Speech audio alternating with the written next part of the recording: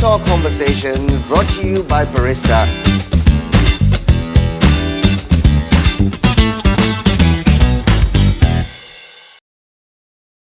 Hello and welcome to Think Talk Conversations as we're coming to you from the Barista outlet in Nugegoda, the brand new Barista outlet in Nugegoda. Think Talk Conversations with Barista, of course, focuses on inspirational young leaders who've actually thought tall to come out of tough situations in their respective industries. The trials that they've actually gone through before they become triumphant is what we're focusing on. We're focusing on the stories before they obviously became successful, which is exactly what Think Talk Conversations with Barista is all about. Now today we have another very inspirational young leader, MullenLowe Sri Lanka's Associate Vice President and Client Services Director, Praveena is on the show with us today. Praveena, thank you very much and welcome to the show. Thank you for having me, Shaq. Lovely to be here. All right, Praveena, let's start off with some very, what can I say, basic questions or easy questions before we get into some serious stuff. Can you share a bit about your journey and what inspired you to pursue a career in the advertising industry?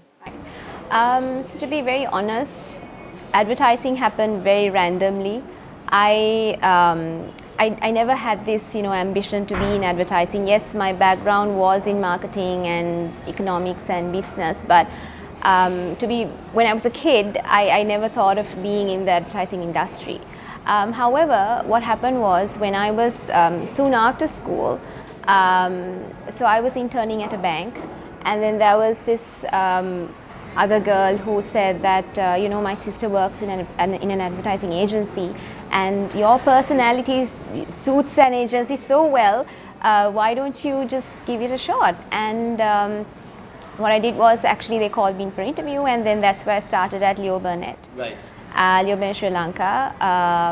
After that, I got an opportunity to work at LoyalDB at that time. And then another stint, actually that was a longer stint, which was at Phoenix Ogilvy. Right. And then I'm back at MullenLowe, Sri Lanka. I've been here for almost 6 years now. So was there a culture change for you, working from a bank to working into an advertising agency? I mean, banks 9 to 5, advertising agency is 24/7.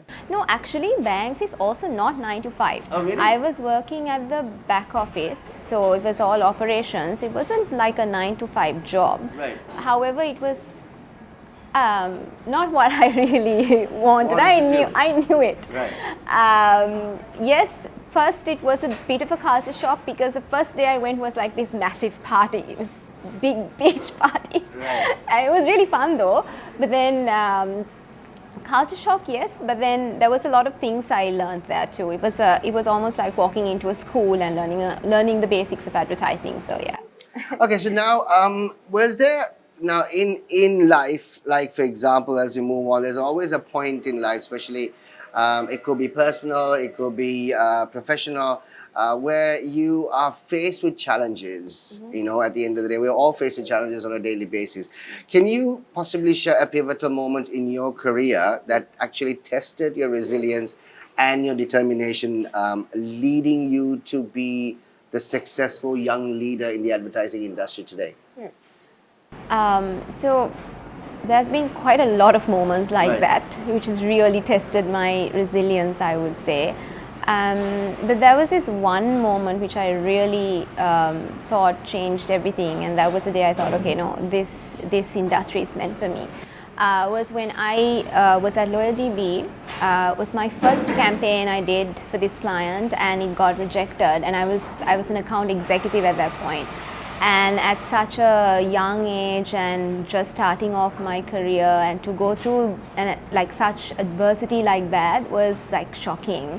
But what happened was that the agency worked together. The client had rejected the campaign, as in like we've shot it and everything was done, and Right. the client rejects it. And then the agency worked hard and turned around. Finally, it went on to winning an Effie. Oh, wow. Yeah, and what I learned through that process was that I built strong client relationships. I understood like how the process really works, and the fact that I didn't give up either. And that really was like one of those defining moments for me. I mean, that could actually could possibly have changed your thinking completely? Because as a young executive, when you have a client rejecting your campaign after everything is done, that must have been something where you can sit in the corner and mope, but that's not what you did. No, it's not what I did. No, of course, I felt really like terrible, but then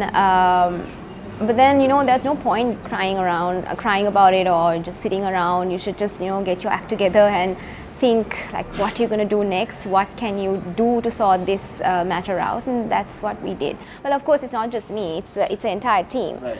But I was part of it. So, but that was like one of those moments.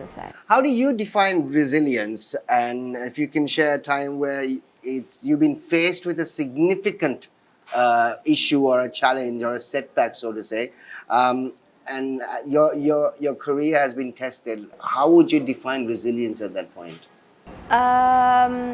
Actually, I would say maybe quite recently as in a couple of years ago. Resilience for me is not really, giving up. I am the type of person who would roll up my sleeves and dive deep into the deep end. And I also kind of set kind of bold goals for myself, which Right. also, thank you, which also scares me. And I like that. But I would say if you're asking for an example, this was during my pregnancy. Right. I actually was facing this situation. It was 2022. That was a time when everyone was migrating, right? And there was a severe situation in the industry where we couldn't find talent. Yeah. Because all the good talent had just left. Yeah. And I had a massive portfolio to manage, and it was just myself and just one other person in my team to handle a massive portfolio. Right. And I didn't let my pregnancy really bring me back or kind of slow me down. Yes, pregnancy is different from one person to another, but I thought, I'll take this moment, I'll take this challenge as an opportunity and to really work hard. And in fact, I think that year I achieved all my targets, and I think I overachieved that year. So that was also, these are the things that I do. I always tell myself, you shouldn't hold yourself back, no matter whatever situation it is. You should just dive deep into it and then just take that challenge on. Has that been your mindset right throughout? Basically, take it on full on without necessarily- Always. I don't like this whole attitude of, especially women do this to themselves, thinking that they're always like the victim. I think we should try to get out of that, mindset now, and we should just think of ourselves as, because women always talk about equality, right? Right. Then you should also manifest that upon yourself. So you should think that you're not the victim, work as hard, and that's how you should get things done and get to places. How do you keep yourself motivated and focused during times? I mean, have there been times where, let me put it this way, have there been times where you've actually been on the edge of the seat, that you are in a position to say, hell with it, I can't do this anymore? You're just about to throw in your towel, but what have you found to actually focus and create a motivation out of that to keep going? Yes, there has been moments like that. Actually, everyone has moments where they doubt themselves. Yeah. Where a couple of years ago in another agency of mine, and that was because I had a tough boss. I kept doing my presentations over and over again, and she keeps rejecting them. And then it was just a bit tough for me, and then I didn't even have a job. I thought I'm just going to give my letter in, because I was thinking maybe this job is not for me. She was surprised, and she was like, what on earth are you trying to do? Because you're fantastic at your job. I'm just trying to train you, which is true. Ultimately, she became the boss who taught me everything from A to Z, and I love and respect her to date. But it's not something that I do alone. That's the thing. When it comes to situations like this, I always have a lot of other people. I've been very blessed to have fantastic bosses. So that boss was one of them. And right now at my workplace, I have a fantastic CEO who's always supporting me. There was a situation recently where I was doubting myself, and he just told me, no, it's not you, the problem is this. So I've been blessed to have other people who's always helped me and supported me when I've had these kind of doubting moments. So it's not something that I've done alone, really. Right. Yeah. So, I mean, there have been times where you were on the verge of completely giving up, right? Yeah. But what made you change, apart from that situation with the boss? What made you change? Well, okay, let's say that my bosses motivated me too, saying, don't give up. Um, Taking that feedback also, within me, I have that attitude of also not giving up. Right. So the motivation from them only helped me, and I always take that kind of motivation from other people, and with me I have that attitude of not giving up, and that work together, and that's how I kind of move forward. Right. How do you approach failures and setbacks in your professional journey? I mean, one example you gave was being a young executive, your campaign was turned down and it was rejected, right? Yeah. So you just explained to us as to your team rallied around you. Let's talk about personally. If you're not around your team, how do you, approach failures and setbacks? How do you move on from that? I don't fear failure, Okay. because failure is something that actually helps you grow, Right. because you learn from those mistakes, and sometimes I've repeated those mistakes, to be very honest.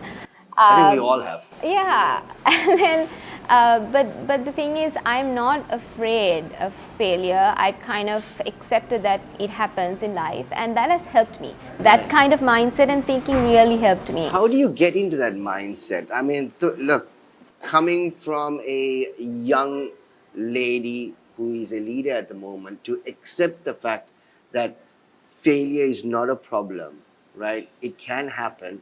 How do you get into that mindset? Because it's easier said than done. No, it's true. So when you face failure, yes, it really, I become all dramatic and upset for sure. Right. But then again, I tell myself, you know what? Fine, this happened. You just have to keep going. You just move forward. You need to be able to just go beyond this. I keep telling myself this. I hope others out there would do the same without giving up, because the moment that there is this moment when mistakes happen, or there are moments where you fail, when it keeps happening, you need to realize, okay, these kind of things always it tends to happen. It's Right. beyond your control. Right. And therefore you shouldn't be afraid of it, because we're all human. It's only natural for mistakes and failures to for us to come across failures. Right. So therefore that's the mindset I have, and that's what's helped me. So, in moments of doubts and uncertainty, what sources of inspiration or the support structure do you actually turn to keep yourself grounded and still keep moving forward? So like I said earlier, I've actually been blessed, because I've had some fantastic bosses around me. Apart from that, I think my husband has been one of those people who's always been one of my biggest cheerleaders.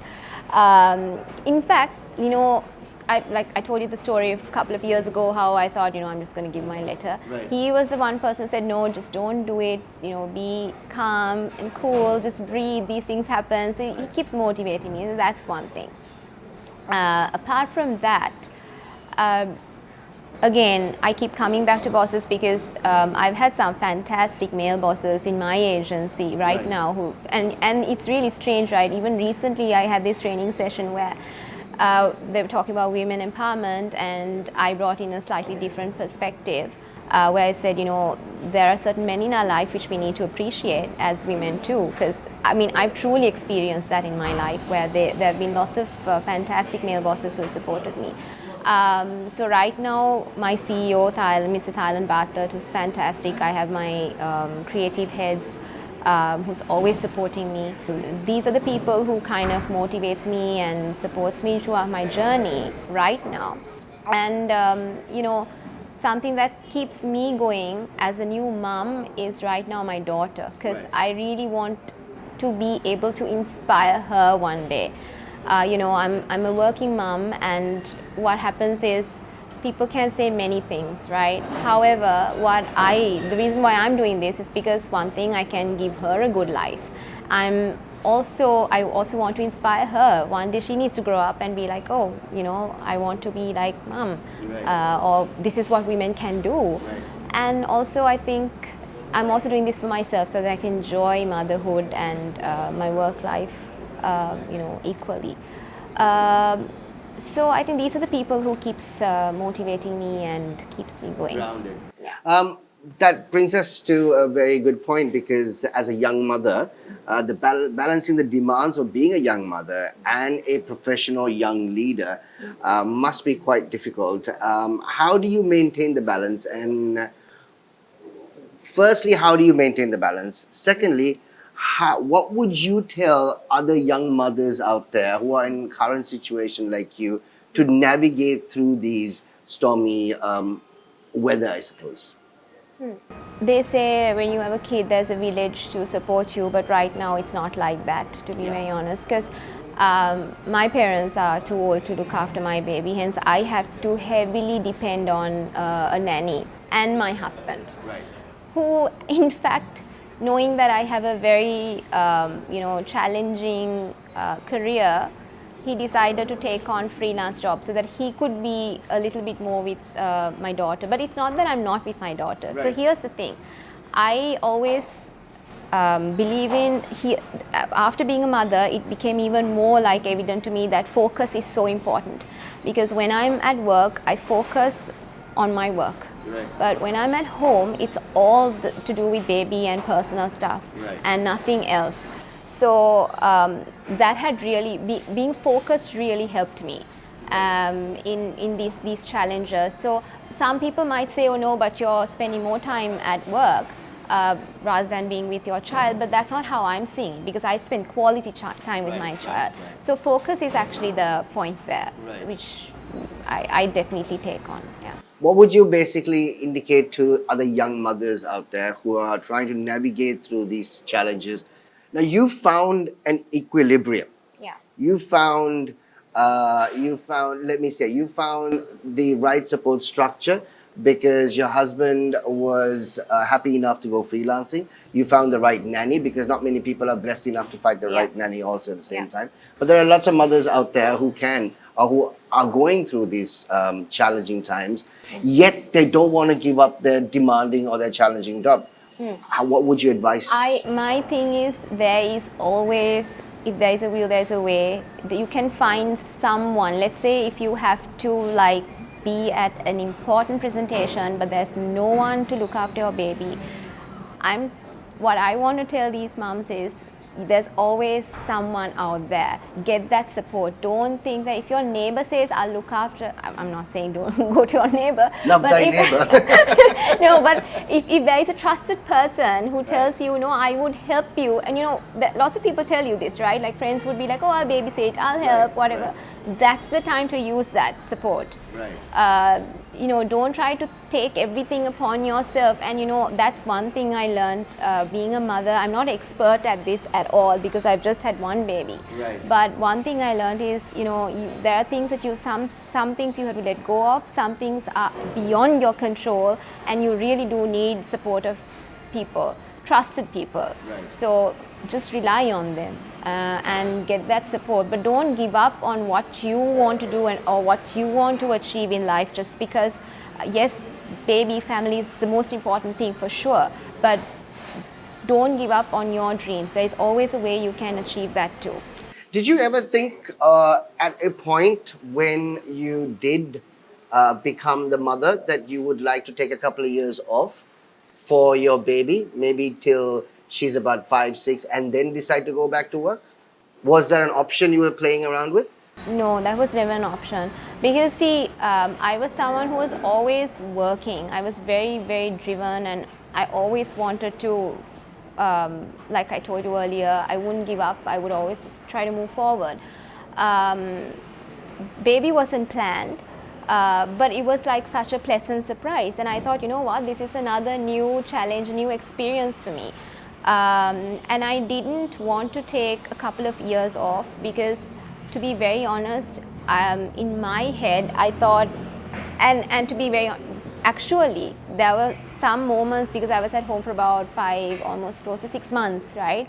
I wanted to get back to work because I wanted to, be able to be part of something and, stimulate my brain in a different way and not just, nursery rhymes the whole day. Yeah, it can be quite taxing. Yeah, but so for me, what really worked was that I went to work, and when I go to work, I'm really missing my baby, and then I come home and I enjoy that moment really even more with her, rather than there are mums who would like take years and years off, and then later they're a bit resentful. They're like, oh my gosh, now my children have grown up and I'm like left with nothing. Right. I feel you need to have a balance. You need to have a balance where you focus on yourself and on your children, and that balance is very important, and it works really well. What? I mean, it's worked for me. Yeah. So yeah. I mean, it hasn't been easy. It's not easy. Right. I mean, I think I put it, for most people, I think they actually think that it's easy for me because I make it seem very easy, right? Right. But it's not like that. I have my own challenges because there are days when the nanny's like, oh, I have to take a day off, or I have to, take leave for whatever. And then I'm thinking, oh shoot, what should I do? But it's not that I'd be like, I'll just give up. I cannot do this. I'll give up. I won't do that. I'll somehow figure out a way. And yeah, I mean, that's how. That's thinking tall, really. Yeah, that's the whole idea. That's thinking tall, and that's thinking, of course, out of the box. How do you personally define your success? What motivates you to continue pushing the boundaries that you love to push, that you obviously are not someone who gives up easily? How do you define your success? I don't know if I'm successful, to be very honest, because success is something it's like probably being content, right? Being happy with whatever you have. Yeah, for me, success would be that, and I don't know. The problem is, though, if I am content with what I have, I won't be challenging myself, so that kind of worries me. Okay. Because, I don't want to be content with myself or my work all the time, because then I'll be kind of relaxed and think that this is it for me. But if I am to move forward, I have to keep doing things better and better. And to be very honest with you, the day I would feel that I am successful would be the day that my daughter comes to me and tells me, this is a new thing that happened after my daughter, but I would really hope she'd come one day and say, Ami, you're my inspiration, I want to be like you. That day I would be like, okay, I'm successful. I'm done. I'm done. I'm done. But you're in an industry where you get a lot of pushback. Being a female in the industry, which is driven predominantly by males, and you've shrugged all that and worked your way to the top. Like we spoke about earlier on, people only see you at the top. People don't see the struggles that you obviously went through to get to the top. How difficult was it? So I really work hard, but the thing is, I really enjoy it. Okay. I love every little, extra I put in, because I know it's part of a bigger purpose. It's nice to see your brands doing well, your work out there, the good work that you've done, being appreciated. So you were talking about the industry being predominantly male driven. Yes, it is, but things are getting better now. You are seeing more and more female leaders or taking on leadership roles, which is a good thing. But I would say that, like I said earlier, I don't look at myself as a victim. I always work hard, or as same as a guy, or even harder, because we can. There's no physically, probably if it's a physical job maybe we can't, but that's where it kind of stops. But however, apart from that, everything else we can. And my successes, it's never defined by gender. It's equality, and if you need to go to a place one day, if you have a goal, you need to work hard. You need to have merit. You can't just think that, just because I'm a woman, I might get this. No, that's not how it works. You need to work hard. And that journey to the top is not easy for anyone. Everyone works hard, even men. So you need to work as hard as. Do you feel that because you are a woman, you need to work twice as hard as a normal man does? Have you ever thought of that? Or have you been put in a situation where you need to work twice as hard? No, I've never been. I'll be very honest, I've never been put into a situation where I have to work twice as hard. But I have worked hard. I've been put into situations where, there are projects which are failing and you need to pick it up kind of stuff, which I have done. And I like those kind of situations. That's the thing. The other thing is, Shaq, you need to be able to love what you do, like I said earlier, and then you don't see these challenges as, challenges really. I think the other thing is, which has worked for me, is that I look at every, challenge as an opportunity. If there's hatred thrown at me, I turn that around as an opportunity as well for myself. And people sometimes are like, how on earth did she do it? But yeah, that's how it is. Well, Praveena, we're into the final question at the moment, and it's been a treat listening to your story. Of course, coming up from a young advertising background to obviously pretty much sitting right at the top of an advertising agency. But there are lots of young leaders who may be facing their own trials and challenges on their path to success. What message or advice would you like to give to them? Number one is, I think you need to love what you do, because if you don't, then you're just actually wasting your time and the other party's time as well. You need to truly identify what you love to do and just do that. You need to also be genuine. Don't try to be someone else. I've kind of always, that's been one of my mantras, to just be myself and not be like anyone else. And the other thing is what I said last, which is take every challenge as an opportunity. Turn it into an opportunity for yourself. Negativity exhausts me, to be very honest. Look at things in a positive mindset, and it will just really help you see things differently. Yeah. Wonderful. Well, Praveena, thank you so much for coming on the show. It's been an absolute pleasure. And today, Praveena Pereira on the show, a young mother and, of course, a leader in the advertising industry, a successful individual who's obviously worked very hard to get to where she is right now on the show. Think Tall with Barista. We've got more inspiring young leaders coming up right here on our Barista platform. We'll see you the next time. Good evening.